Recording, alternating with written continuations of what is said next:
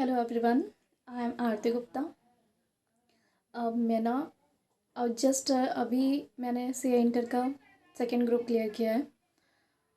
तो मैं अपनी जर्नी शेयर करना चाहूँगी कि I was failing from 2 to 3 years during my articleship. तो आर्टिकलशिप में मतलब आई वॉज इतने बार फेल होने के बाद, क्योंकि मेरी पढ़ाई भी अच्छे से नहीं हो पा रही थी और मेरे पास शायद स्टडी मटेरियल भी नहीं था, तो मेरे को समझ में आ रहा था कि डायरेक्शन की कमी तो है। तो I was fond of reading books. तो मैंने देखा एक बार अमेज़ोन पे बहुत सारी बुक्स थे। तो मैंने सोचा कि क्या सीए एग्ज़ाम पास कराने के लिए कोई गाइडेंस है या नहीं। तो मैंने कैजुअली ऐसे सर्च किया कि whether any book for C exam preparation book. तो मेरे को इमिडिएटली वहाँ पे मिला, ये बुक है, मैं आपको दिखाती हूँ। ये overcome C exams, unlock 90 days and bounce back formula. तो मैंने बोला कि यार, अगर कोई बुक मतलब इसमें पूरी स्ट्रैटेजी है 90 days में बाउंस बैक करवाने के लिए, सी एग्ज़ाम कोई भी पास कर सकता है 90 days में। तो मैंने सोचा कि अब मंगवाना ही चाहिए इसे। तो अगर ये लाइफ चेंज कर सकती है तो इसका प्राइस भी बहुत कम है, इसमें मतलब अफोर्डेबल है। तो मैंने बोला मंगवाना तो चाहिए, क्योंकि बात करने के लिए कोई नहीं था कि कोई समझा सके। तो मैंने इससे स्टार्ट किया। फिर जब मैंने इस बुक को पढ़ा तो मेरे पास एक्चुअली नवंबर 23 था। नवंबर 23 में मेरे पास टाइम भी नहीं था। मैंने अक्टूबर में ऑर्डर किया था और नवंबर में मेरा अटेम्प्ट था। तो पढ़ तो लिया मैंने इस बुक को, लेकिन मेरे पास कोई ग्रुप बनाने के लिए ग्रुप के लिए लोग भी नहीं थे। मैंने एक फ्रेंड को बुलाया हमने, पर टाइम ज़्यादा नहीं था, तो मैंने सोचा सिर्फ एक सब्जेक्ट पे फोकस करता है। नहीं हो पाया था मेरा, मैं फिर फेल हो गई। फिर मेरे को लगा चलो नया सिलेबस आ रहा है। तो फिर जनवरी में जब नया सिलेबस आया, जनवरी 24 में, तो मैंने बोला कि अब अच्छे से देते हैं। तो मैं घर शिफ्ट हो गई और मैंने बोला घर से प्रिपरेशन करेंगे। लेकिन जब मैं घर आ गई तो I was going very well, but वो शादी का प्रेशर होता है ना एक पेरेंट्स का। तो आई वॉज कम्प्लीटली डिस्टर्ब। एक हफ्ते चार मतलब मिनिमम 4 days तो मैं अपने आप को संभाल ही नहीं पाई। फिर मेरे को वापस ये बुक उठाई मैंने। तो मैंने बोला कि मैं कर नहीं पा रही हूँ, आई वॉज बहुत ज़्यादा मेंटली डिस्टर्ब थी। तो मैंने इसमें शायद नंबर भी दिया है, या आई डोंट थिंक गूगल किया था मैंने, या फेसबुक में मैम से कांटेक्ट हुआ था मेरा। तो मुझे याद आया कि यार मुझे मेंटरशिप चाहिए। तो फिर मैंने शिल्पी मैम को कांटेक्ट किया तो उनने मेरे को बहुत अच्छा प्लान बना के दिया। तो मैं बहुत अच्छा प्लान एग्जीक्यूट किया मैंने, और विद इन 1 महीने में मैंने पूरा ऑडिट ख़त्म कर दिया था, बोथ मॉड्यूल कंप्लीट करके। 15 दिन में शायद, मतलब विद टेस्ट 1 महीने तो मेरा पूरा complete chapter wise chapter test भी हो गया था। और 100% मॉड्यूल पढ़ना कोई सोच भी नहीं सकता, वो मैंने पढ़ के ख़त्म किया था। और टेस्ट सीरीज़ भी दे दी थी मैंने ऑडिट की। और but I was left with, मैंने बताया था मैंने फाइनेंशियल मैनेजमेंट और स्ट्रेटजिक मैनेजमेंट, वो अनटच्ड रह गया था। तो मैंने मतलब रेगुलर लेक्चर्स, कितने चैप्टर, तीन तीन चैप्टर और 30 लेक्चर्स बाकी थे, रेगुलर बैच थे वो। तो और मेरे पास सिर्फ 10 दिन बाकी थे कि मेरे लेक्चर्स एक्सपायर हो जाते। मैंने शिल्पी मैम को बताया, उन्होंने बोला कि ठीक है पर डे 3 लेक्चर करो। वो बैठ भी रहा था कि पर डे 3 लेक्चर करने के लिए। पर फिर एक और प्रॉब्लम ये जा रही थी कि फिनेंशियल मैनेजमेंट के लेक्चर्स थे, आपको लिख लिख, एक तो रेगुलर बैच, फिर लिखना हर कॉन्सेप्ट को, दैट वाज रियली चैलेंजिंग। ख़त्म ही नहीं हो रहा था, 10 10 घंटे 12 12 घंटे पढ़ाई कर रहे थे। तो उसमें भी मेरे लास्ट के 3 4 लेक्चर छोड़ गए थे मैंने। हाँ, यहाँ पे मेरे पास टाइम नहीं बचा था। एक दिन शोभा मैम का कॉल आया।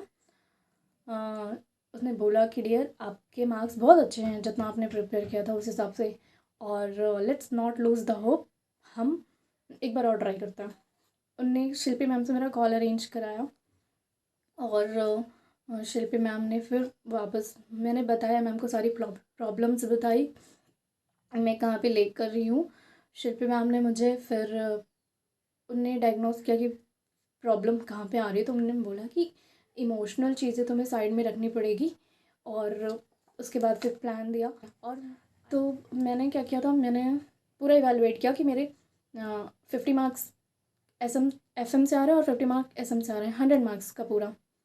तो 100 मार्क्स में 100 मार्क्स में मतलब 50 FM अगर है तो 50 मेरा कितना हो गया? अगर मेरा एक चैप्टर के 4 लेक्चर छूट रहे, ये पूरा चैप्टर तो नहीं छोड़ा मैंने, ईज़ीएस्ट पार्ट कर लिया।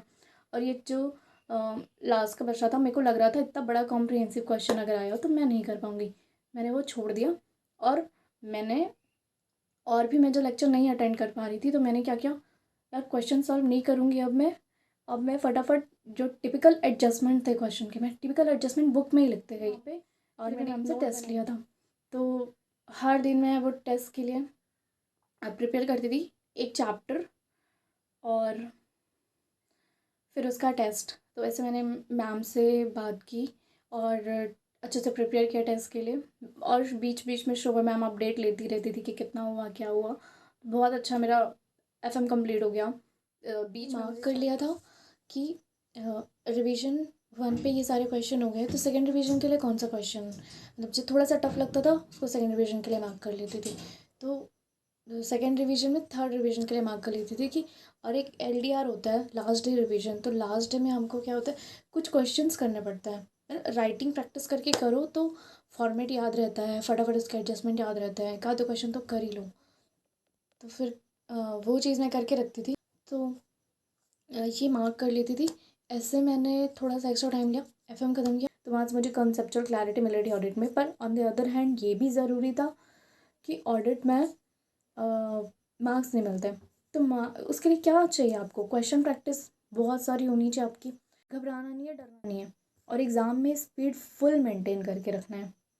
फुल मेंटेन करनी मतलब आप तो बस रेस लगा रहे हो, भागते जा रहे हो भागते जा रहे हो, कौन जीतता है कैसे जीतता है, हम जीतते हैं नहीं जीतते हैं इसका सोचना नहीं है ज़्यादा, बस भागते चलो। और थोड़ा सा हाँ, एक चीज़ और कि टाइमली अपनी स्ट्रैटेजीज़ को क्या बोलते हैं, प्लानिंग को वो चेंज करते चलना है, इवेलुएट करते चलना है कि हमने कित हमको प्लानिंग कहाँ पे चेंज करने की ज़रूरत है। अगर हमारा प्लानिंग के अकॉर्डिंग एग्जीक्यूशन नहीं हो पा रहा है, रिवाइज द प्लान कि इतने दिन बचे, इतने दिन में अब मैं क्या कर सकती हूँ, अब मैं कैसे कवर कर सकती हूँ, मुझे कहाँ पे टाइम बचाने की ज़रूरत है, कहाँ पे मैं ये चीज़ कुछ प्रायोरिटीज़ पे क्या है, कुछ चीज़ क्या छोड़ सकती हूँ। पास होने के लिए स्ट्रैटेजी बनाना है हमें, सबसे पहले तो 40-50 मार्क्स का 100% करके जाना है, एकदम क्रिस्टल क्लियर होके जाना है। स्टार्टिंग स्ट्रेटजी हमारी 40 से 50 मार्क्स, 40 भी नहीं बोलूँगी, अब तो 50 मार्क्स से सेम ही पास होना है। तो 50 मार्क्स हमें 100%, 200% एकदम आँख बंद करके भी रटा होना चाहिए। 50 मार्क्स तो इतना, लेकिन तैयारी करके चलो, आप 80-90% की तैयारी करके चलोगे तब कहीं जाके आप 50-60 पर आओगे। तो सोचो ही मत 50-60 का कभी, हमेशा 80-90 का सोचो, 100 का सोचो, पॉसिबल नहीं है।